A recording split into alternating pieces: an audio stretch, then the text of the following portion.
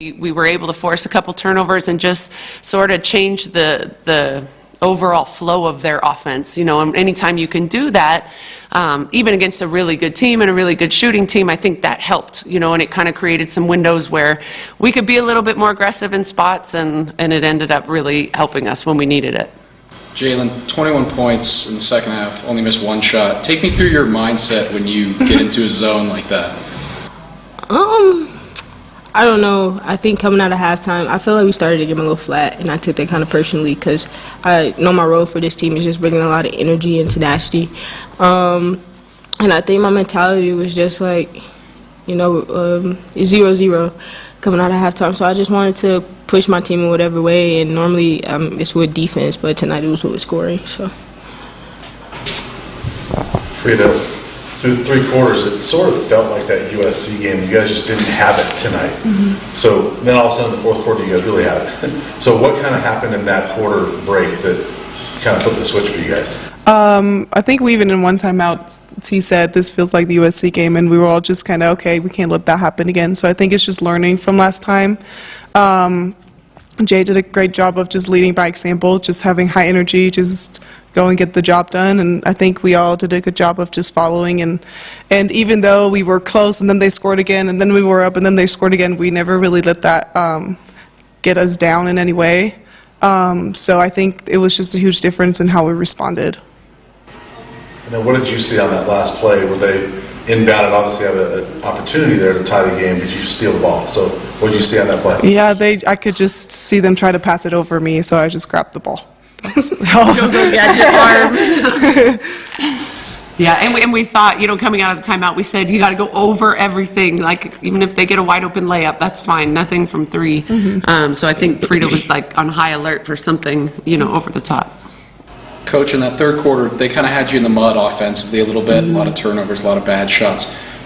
Were they doing anything specific that got you in that mode? And then what were some of the things that you were able to do to get out of that? Yeah, we switched up, what we were running, and kind of made some different substitutions at times that might have, stretched the defense a little or created some gaps for people to attack, which I think ended up really helping us. But yeah, just kind of like these guys said, it just kind of felt like our energy wasn't, especially in the third quarter, a couple empty possessions early. They scored a couple early, so it was a pretty quick 5-0 run.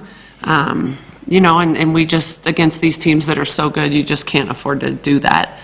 You can't have multiple empty possessions offensively while you're giving up points, multiple times in a row. It's hard to come back from that.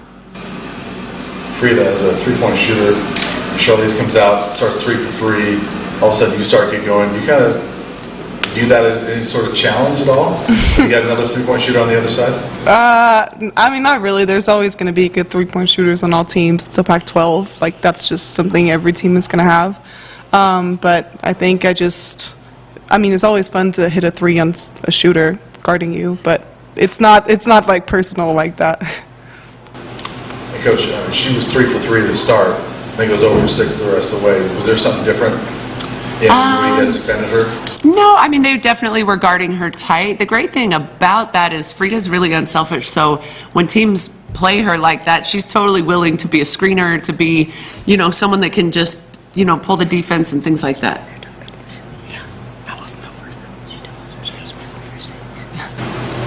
Oh, I'm sorry. I was like, what? Oh, I'm sorry. I was like, she didn't go 0 for 6. I'm sorry, you guys. My brain is scattered. That was a lot. 0 for 3 and then 0 for 6. Yeah, okay, I'm with you now. Okay. I don't know. Were we guarding her any tighter?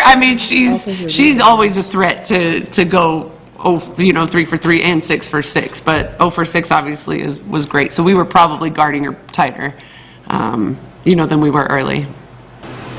You guys got a lot of free throws attempts, Frida, or Jalen. Frida mentioned, you lead by example. You guys were playing downhill in that second half. What did you guys make changes with to get those kind of free throw attempts in the second half? I think we just became aggressive. I think also with me, it was. I think I was just reading it better and just playing more so than trying to think about how they're guarding or whatever. So I think it was just playing, not really worried about how much they're guarding, because at the end of the day, I trust, we're fast. So I trust our feet, and I trust being able to beat anybody downhill.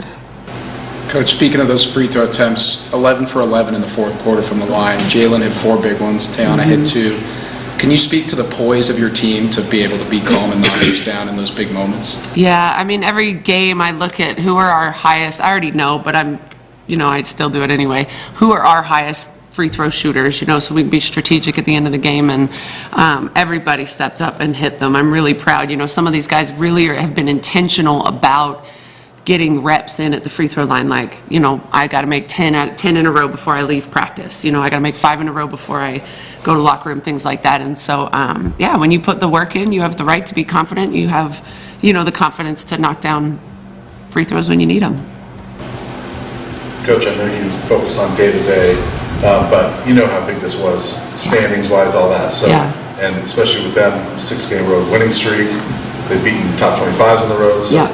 with all that, how big was this victory for you guys? Yeah, this was huge for us. To me, Washington State is always one of the most dangerous teams because they're so well coached. Charlize is one of the better players in the country. She can make herself really successful. She also can make everybody else good. And so they're always a very dangerous team to me.